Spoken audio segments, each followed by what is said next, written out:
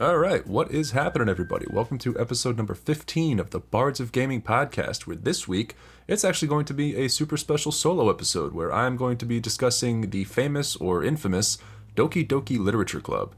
And before we even get started talking about anything about the actual game itself, I just got to throw out a couple of quick announcements, first of which being I am officially right here, right now, posting a massive trigger warning on the face of this episode. This game is notorious for dealing with some very serious and disturbing or sensitive subject matter. So if you don't like to hear about certain things like clinical depression, suicide, or self-harm, maybe skip this episode. But if none of that bothers you, then stick around. This is actually a really good game. Wow, I can't talk. And I'm going to enjoy talking about this one. So, second thing I want to throw out there is due to what this game is, kind of like the way that it is as a visual novel, there's really no way that I can talk about this game without spoiling anything. So, this episode is just going to basically be a massive spoiler cast. Beginning to end, I'm probably in the beginning, I'm going to try to talk about sort of what the game is without spoiling anything, and then I'll probably throw in at some point like, hey, from here on out the rest of the episode is going to be talking about actual things that happen in the game. So I'll try my best in the beginning to keep it relatively spoiler free and then make it very announced when I'm going to jump into spoiler territory. But yeah, with that being said, I guess I'll just throw in a little bit of an intro here, talking about my week and recent events. So I did go to PAX this past weekend. The event was really cool. PAX East up in Boston. The event was really cool. I had a really great time. I linked up with some friends, met some new people, handed out a bunch of stickers for the podcast, and just had a really great time checking out some of the upcoming games and, even some of the tabletop stuff, which I'm trying to get into a little bit. So, yeah, if anybody attended, if you had any feedback or you liked the event or saw anything cool, or even if you ran into me, reach out to me, say hi, whatever. I'll be happy to message you back. And as always, you can find me on Instagram at The Bards of Gaming or on Twitter at 2Bards of Gaming. And you can find links to all the socials as well as my email at thebardsofgamingpodcast.com. So that's really it. If you're interested in what I've been playing lately, I've actually been playing a couple of games. World of Warcraft still, as it has been. That's fun. Otherwise, I actually got into Project Zomboid, which I didn't expect to get into. It looked like fun. I picked it up on sale a little while back, and I've actually been having a really good time playing that. It's hard as hell, but it's a lot of fun. Maybe I'll have an episode about that game coming up soon. Aside from that, I got frustrated with Project Zomboid one night, a couple nights ago, and saw Doki Doki Literature Club sitting in my Steam library and decided, you know what? I gotta just give it a shot. Like, I'll talk about that, though, when we get into the episode. But, yeah, I mean, if you got any recommendations on what I should play, or if you got any thoughts or feedback on the game that you hear, reach out to me. Love to hear from you. And with that being said, let's get into it.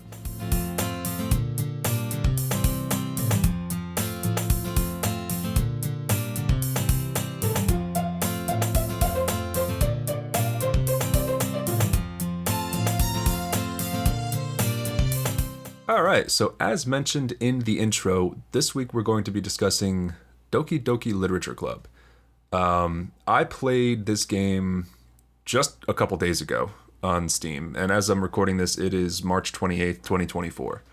So, game's been out for a little while. I have known about it for a couple years now. Definitely been on my radar, and for any of those who don't know what this game is, it looks adorable. It looks very very manga-esque, kawaii, like I don't want to say girly, but kind of like of that art style, very cute. But under the hood, this game is a banger of a psychological thriller game. It is a horror game underneath, and it is really cool. And also, if you hear a lot of flapping around, I do apologize. My bird keeps flying up and down on top of me. And if I put him in the other room, all you're going to hear is him squawking. So, love him to death. I'm sorry.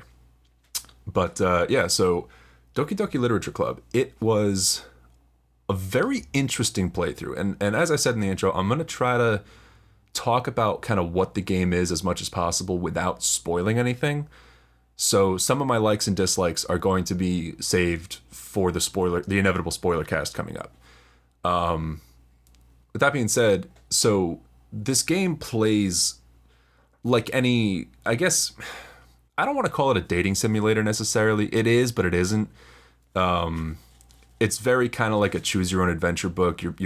There's four girls in this literature club that you end up getting roped into joining, and you have the option each night to write a poem, or you have to write a poem each night for the literature club, and the words that you pick when creating this poem, you basically have to pick up to 20 words that are randomized on a sheet, and each time you pick a word, the sheet changes and a whole new list of words come up.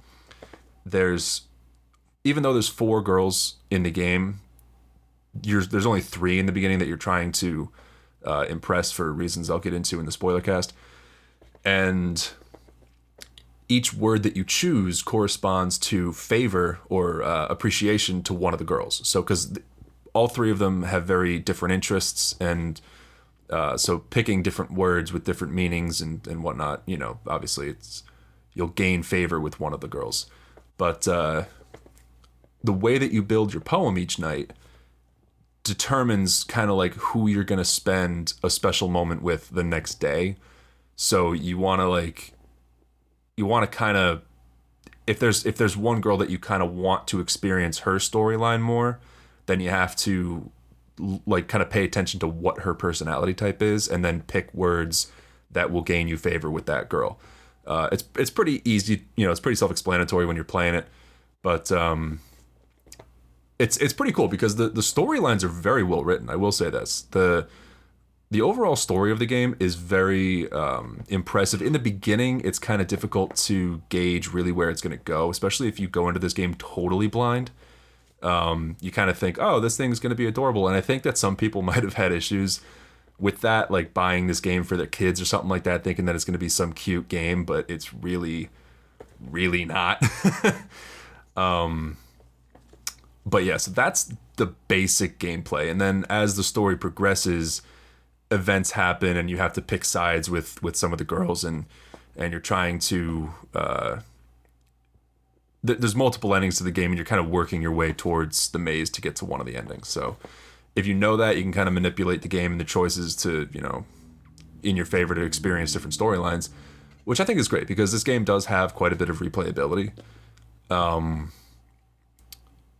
There's really not a lot I can talk about, like I said, without saying names and getting into the actual like nitty-gritty story of things, but I'm trying to think of what I can talk about without spoiling things. I guess just vaguely I can state that a lot of my likes for this game, I have one dislike written down on my little list of notes in front of me, and the rest are they're all in favor of this game. This game is actually, I'll say it right now, spoiler alert, it's going to get a pretty high rating from me.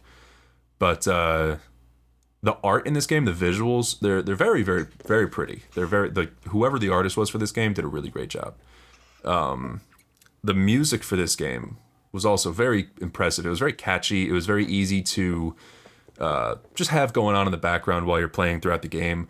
But at the same time, they used the music as a tool for kind of like messing with your head. Because I remember there was one point in the game, and without saying exactly what was going on, there was a point in the game where I believe it was on my second playthrough, because that's where things kind of really start to get real and a little bit creepy. So I remember sitting at my desk and I was reading along with the scripts, and I noticed kind of that there was a slight key change in the music, and it started to get just a little bit more ominous. And it was very like, it was noticeable, but it wasn't like, in your face. But at the same time that was happening, the screen, the background visuals behind the character that you're talking to, so slowly I almost didn't even notice it. It started to turn and zoom in just ever so gently. So like the way that I was sitting in my chair, it actually started to make me dizzy. And I was like, I sat up real quick and I'm like, wait, what the fuck? And all of a sudden I clicked the next script and everything snapped back to normal. And I was like, oh my God, like I didn't even notice that was happening. But it was very, very subtle, the ways that this game starts to mess with your head. And I think that that's really great. The way that they use the music, they use the visuals just in such simple but effective ways. I think that that's really great. There are a few jump scares in the game, especially like early on in your second playthrough. Because the first playthrough of this game is very, I don't want to say generic, but there's nothing really exciting happening until the very end. After the end of the first playthrough, it sends you back to the main menu. But I'm going to get to that in a minute because that's going to start getting into spoiler territory. This game on my list of likes has, I'm trying to read here. Yeah, it man, I have so much love for this game, honestly, but the way that this game handles really difficult subjects, like really sensitive subject matter, the way that it's written, and if you want to hear more about it, keep listening to the spoiler cast. But the way that it handles things, I think, are very, very good. It doesn't. It brings to light a lot of things that people are usually very nervous to talk about or bring up, even in therapy and stuff, things like depression and I deal with my own set of issues, as well as I know of plenty of people in real life that deal with their own set of issues. And it's very difficult sometimes to open up. And I understand that. So seeing that this game really does a good job at tackling and confronting those subjects, I think is very great. It not only, oh my God, sorry. If you guys can hear that, my bird is like freaking out right now. But throwing off my train of thought. Yeah, anyway, the way that this game really just sheds some light on some things that people are really nervous to talk about and sometimes even more nervous to listen to. It's really great. So get more into that in a little bit. Last thing I'm going to say before I start getting into spoiler casts is one thing that I thought was really cool about this game is some of the ways that it breaks the fourth wall. I mean, it does it in creepy ways that are meant to, invoke kind of like terror on you and paranoia and whatever. But I had so much appreciation for the way that they did it. I found myself laughing, honestly, some of the times that they did it, because they do the fourth wall breaks in a jump scare kind of way. And I thought it was so great. I thought some of them were just really funny. Not in like a ha-ha kind of way, but like the way that it would catch me off guard. But I thought it was so cool and reminiscent of other games. I thought it was just great. But that being said, I guess I'm just going to jump straight into the spoiler cast. So I'm going to put a little bit of a music break here while I try to see what's going on with my bird and drink a little bit of coffee. And once we come back, we will talk about the nitty-gritty of the game and get into the spoilers. So stick around. See you in a minute.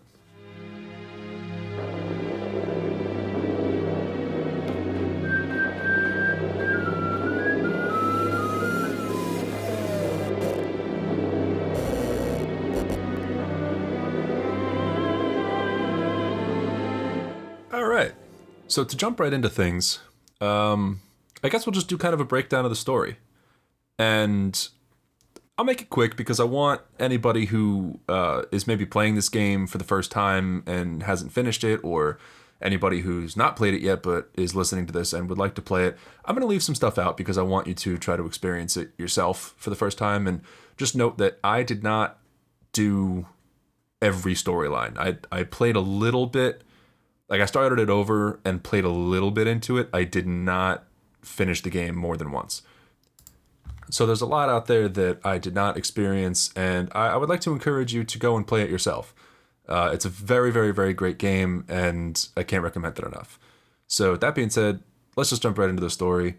And it starts out pretty basically pretty happy. You're walking to school and you get approached by your childhood friend Sayori, who I guess lives next door to you, and you're kind of reluctant to talk to her. I mean, you grew up together, you're best friends, but you kind of like, oh, she's always late to school, and you're kind of annoyed by her presence at this point. But she comes up to you anyway, and she's always very happy, and she's got the kind of energy that just puts a smile on anybody's face.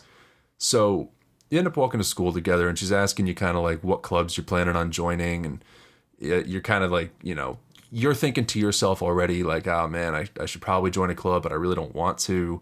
And I guess they're all meant to, be, you're in high school, so clubs, I guess, are a very important thing. And so to speed things up, you go to school, you finish the school day, you're sitting in class, and you're kind of thinking to yourself at your desk like, oh God, I really should join a club. What do I want to join? What am I into? And then you get approached by Sayori, and she asks you to just come with her to her club, which is the literature club. She promises you cupcakes. So you sell your soul for some cupcakes and you go and join her. When you get there, you find out that there's only 4 people in the club. Sayori, obviously, who you know. And then there's also Monica, who you do know because you were in her class last year. However, you don't know her that well. And then there's Yuri, who's very quiet and kept to herself and a little bit mysterious. And then there's Natsuki, who you do get along with. She's very rough around the edges, but she's very into manga, which that's like the common ground that you find with her. So in my first playthrough, I decided to, I guess, create poems that led me down the path of getting along with Yuri initially. So because I don't know, it seemed that's where the story was heading, because in the first day of class, she comes up and she gives you a book. And I was like, oh, okay, I guess this is what I'll pursue. It seems like the first option, so I took it. And that was an interesting path to go down, to say the least. So I'm going to sound crazy talking about this game, and I hope to not offend anybody or come across, insensitive in any kind of way. But, God, I don't even know where to start on talking about the actual story of this game. It's definitely one that's best to experience on your own, but I gotta talk about it. This game was so cool. As the first day goes, it's like any other day, I guess. It's just kind of like I said in the first playthrough of the campaign of the story, it's very generic, choose your own adventure, visual novel, dating simulator, whatever. And you spend some time with the people in the club, not getting too intimate with anybody, but then the group decides, okay, to break down the walls, break the ice, why don't we all write poems for each other? So why don't we all call this meeting now, and we'll go home and we'll write a poem, and we can or you're not writing poems for each other. You're writing something to express yourself, and then you're going to share it with everybody. So that's where the option to create a poem to gain favor for any one of the characters comes into play. So the following day is where things start to get a little bit, that's where the story starts to progress, because that's where, now that you've written your first poem, you've kind of created or chose text that will go along with one of the girls' personalities that you kind of learned about in the first day. And depending on who you pick to be in favor with most, now you're going to have a more intimate moment with that character. It's going to lead to some, I don't want to say side content, but extended dialogue, I guess you could say. And that will give you more insight to that character, will start to build your relationship with that character. And that's where the game starts to progress. So then, like I said, I chose Yuri. I learned more about her personality, which made it easier in the subsequent night to create a poem, choosing more dialogue that was more fitting to her. So then that cycle is kind of rinse and repeat. You have a couple moments, you have a couple days where the you get more, depending on who you make your poem for. I chose to stick with one person primarily through my entire playthrough. I chose to just keep making poems based towards Yuri, and that led to, more intimate dialogue with that character. And then there comes moments where you have to, the girls start to fight about like who wants your attention or whatever, and you end up having to pick sides, and then that obviously creates, gets you more in favor with that specific character. So by the end of, I think it was the third or fourth, now they're talking about, okay, now we need to start thinking about this festival the whatever event the school is going to host to get people to be interested in clubs. So now you all need to try to brainstorm and work together to create an event to represent the club. And now they're coming up with tasks for each character. So now they really want to fight for your attention, and you have to pick pretty much who you're going to spend your weekend with.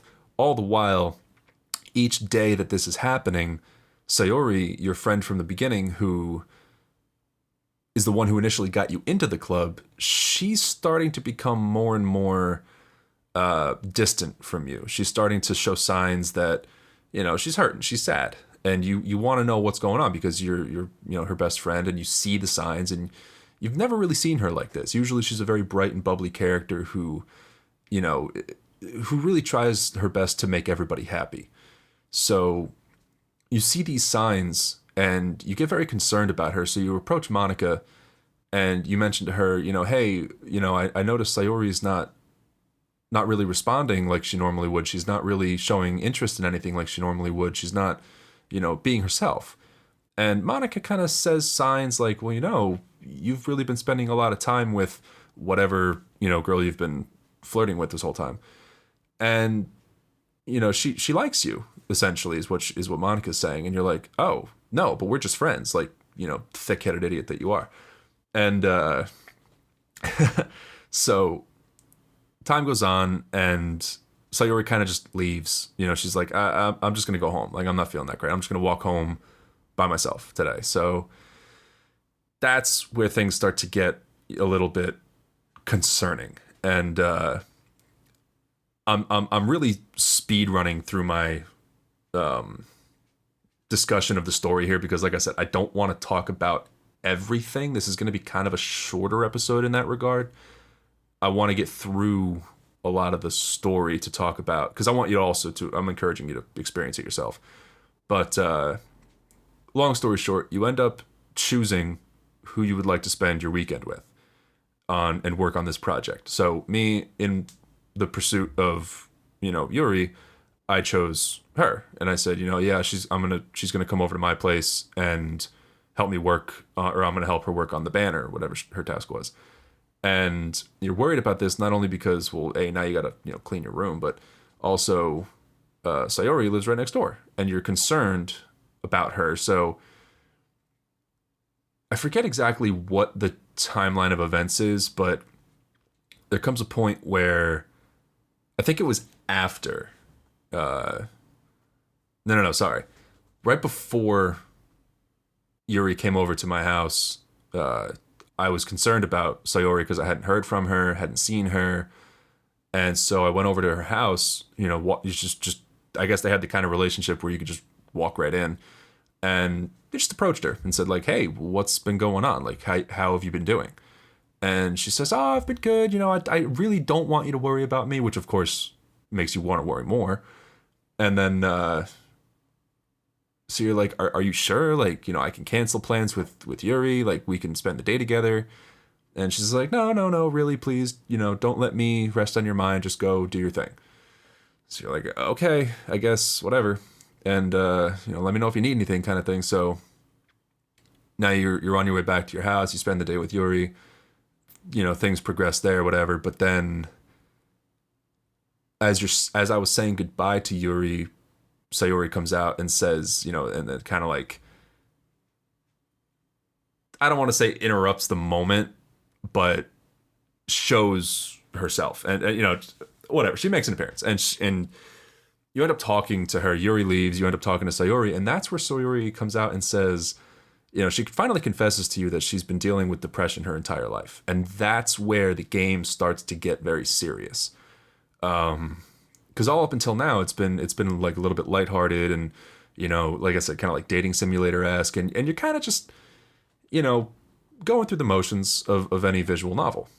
Now this is kind of where things start to take a little bit of a darker turn. So Sayori finally says to you, like, hey, the reason I've been like this lately, and I haven't told anybody this in my entire life, but it's because I've been dealing with clinical depression, and sometimes I don't want to be alive. And so you have the option then to say that you love her and kind of like tell her that you'll be there for her forever, or because she asks you a question like, if the day were to come, where you could walk home with me forever, or you could walk home with whatever girl, who are you going to pick?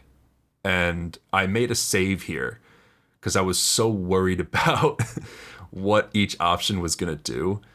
So I made a save and I clicked initially. I was like, obviously I'm going to walk home with you because I didn't want anything bad to happen. I was so scared. And then it went into this whole relationship arc that was not, I don't know, I didn't feel it was natural. I thought it was, not healthy or whatever, but I went back and I chose the other option. I said Yuri, and that was a hard choice. That I remember when that prompt came up on my screen, I was like, I had to walk away for a minute. I was like, this fucking game right here. I was like, I don't want to make this choice because now I know, she's got very strong feelings for me. She's very depressed. She's dealing with a lot of things that I'm not equipped to handle. And what do I say? Like, how do I respond to this? Do I break her heart and tell her I have feelings for this other girl and whatever? And it was very, very difficult to make this decision, but the game, show must go on. So I picked Yuri, and she says, oh, okay, well, have a good night, pretty much. And she goes inside. And you're kind of like, well, I'm really worried about her. I don't know what to do. I don't want to bother her. I don't want to annoy her. I'll just give her some time to think. So fast forward to the next morning. Now it's the day of the event, the festival. And you get all your things together and you start to go to school. And you think, all of a sudden now you don't see Sayori outside. And you kind of, you're curious, you're concerned. Because you're like, okay, well, I've been walking to school with her for these last, couple of weeks or whatever it's been. And now she's nowhere to be seen. So maybe she's already at school. Maybe she's sleeping in a little bit. Whatever, I'll see her at the festival. So you make your way to school. You get all the way to school. You get to the literature club classroom. And you talk to Monica and you're like, wait, Sayori hasn't shown up yet? And that's when you start to realize something's really not right. So you go you drop everything. I mean, you make it your fucking like a goal to get to Sayori's house right away. And you get there, you knock on the door, no answer.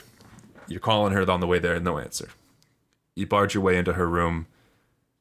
And trigger warning right here, but that's when you find out that she has committed suicide. She has, I don't want to get flagged for this, so I don't want to go into too much detail, but that's where the game takes an extremely dark turn. And that's the end of the game. That's the end of campaign or story number 1. Like, what the hell? So that's it. And it kind of puts you back to the main menu, but it's not over yet. So when that ends, like, I remember I was sitting in my chair very shaken, kind of, because like it was, the game really does a really great job at writing the story, and it does a really great job at making you invested. I was very invested in the story, and I was very invested in the characters, and it's not a long game, but they do such effective writing that you're just, I don't know, you're kind of sucked into this world. So you're in the main menu now, and you notice that in the main menu where there were 4 characters, now there's only 3. So you're like, oh, okay, what if I press new game? What happens? And so I did, and I pressed new game. Now you wouldn't, you could be totally forgiven for thinking that was it, and then it had just a terrible ending, and then that was the entire game. But no, that's not the case. Press new game, you start your second playthrough. And it starts out just like the original, except now, any time that Sayori would jump in and have a line of dialogue, the game kind of glitches a little bit, and you kind of like, it glitches Monika's face in there, or like Sayori's face in there, and now you're kind of like, oh wait a minute, this is different. So now the visual, or the script is changing, the narrative's changing, because now there's not a character there to fill in those lines that were there before. And you essentially go through the game the same way that you did before. And what I did, again, was just to kind of pursue the one, I guess, linear storyline I was trying to get to, just to see what would happen. I pursued Yuri again in the dialogue options, in the poem making. And I don't want to spoil anything in case you happen to go along this route, but it gets really dark really quickly. And it starts to, you start to see that Yuri has a bit of an obsession over you, and she has some tendencies, she has some things that she's into that are a little bit, I guess, off-putting, very concerning. And Monika, who is the president of the club, I didn't say that earlier, but she's the president of the club. She tries kind of warning you very subtly that maybe you should keep your distance from Yuri. And I didn't really know what to think about that, because I just wanted to keep playing the game. I wanted to see what would happen, how bad could this really get, or how good could it really get. So I proceeded with my dialogue options, and it got pretty off the rails pretty fast. So come to the end of story number 2, there's an outcome I don't want to spoil, but you lose another character. And then you go into the next playthrough, and now it's starting to get really twisted. Things are starting to glitch out, and there's like I don't want to say demonic presence, but there's like some serious manipulation. There's illegible script. There's things that don't make sense, and now there's fourth wall breaks. Now there comes a scene in the game where, and I mean the poems too, like, because you read all the girls' poems as you're going through this game, and it starts out in the beginning, in the first playthrough, their poems are totally legible, and each poem that you read from each girl gives you more insight into what this girl's personality is. As you progress and further in the playthroughs, they start to make absolutely zero sense. It's just dark. I don't even know if I can really say, but some of them are really just off-putting, concerning, not only for your own sake, but for theirs. And so I think it was the third playthrough. Now you're starting to get a hint, and again, total spoiler cast. This is just going to spoil everything, but you're starting to get the feeling that maybe something's not right with Monika. And because now, I mean, in my playthrough where I was pursuing Yuri, Natsuki hates you. And, well, it's nothing to do with you. She won't even look at you. She won't talk to you. But now she's trying to send you notes and pull you aside and say, like, something's up. And I'm really concerned. I think something's wrong with Monika. I think that you should avoid her. I really need to talk to you. Please, don't let her see this note. And it starts to get really creepy. And then all of a sudden, like, there's one scene where Monika, her face just appears, like, in front of the screen and in front of all text dialogue options. and it's just right there staring at you. And you can't click away from it. And it's just like her face blown up on the screen, like her eyes, like the size of your screen, and just creeped the shit out of me. Like it made me jump a little bit. But I just started laughing because I was like, that was so unexpected, but so cool. The way that, like, okay, they're starting to kind of show you signs that this presence in the game knows something more than it's alluding to. So now all of a sudden it's like she's looking through the TV at you, and it's very unsettling. And then as it goes on, things just progressively get darker and darker, and eventually, I forget exactly how it happened, forgive me, but I believe Monica kind of like corners you and says, you know, this whole time I've been trying to get close to you. I've been trying to spend time with you, but somehow everybody else has been getting in the way. So I've done everything in my power to get them out of the way. And you realize, oh, she's the puppet master.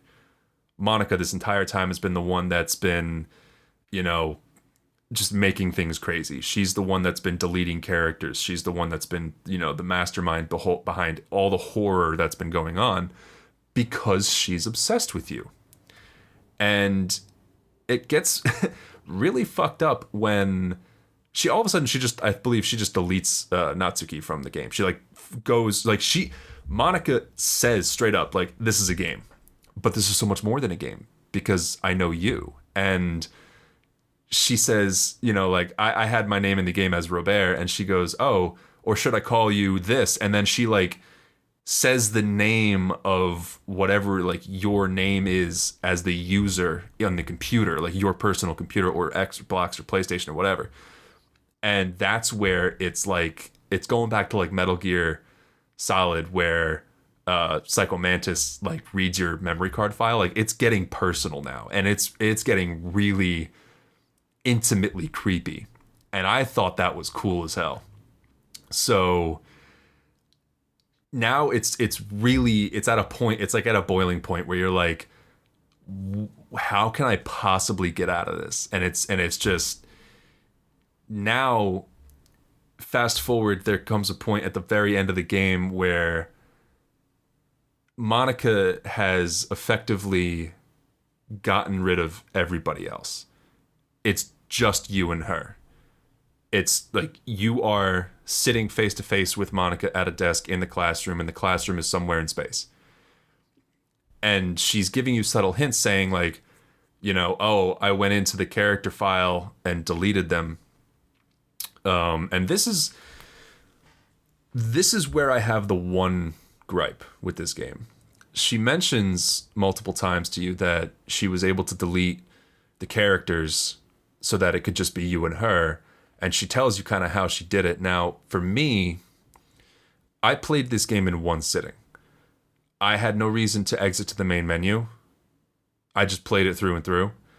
So when she was expressing that she had done that, I'm like, oh, that's pretty crazy. And I thought to myself, so I have to leave the game and delete the character file from, like, you know, go into Windows, you know, file management and find her name and delete it, and not realizing that I could just exit to the main menu, and there, like, it would put me to an in-game, I guess, Windows home screen where I could do that there. There was a lack of guidance on that part, but other than that, I did actually go into my Windows file management system and deleted her character, and that did work, but it wasn't the way that they wanted me to do it.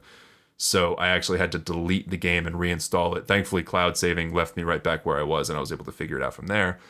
But yeah, that was my one gripe with the game, was a lack of guidance on the Monica file deletion. But that part I thought was so cool because it makes you think outside of the box, really. And if you don't do that, you're just stuck in this conversation with her. You're stuck face to face with her. That could be the end of the game, and you don't know anything else. But if you do decide to progress, or if you figure, I actually had to Google it, but You go out to the main menu of the game, you find the character file, you delete her character name, and then you go back in, and she gets deleted, and it progresses the story. So then it kind of has somewhat of like things go back to quote unquote normal.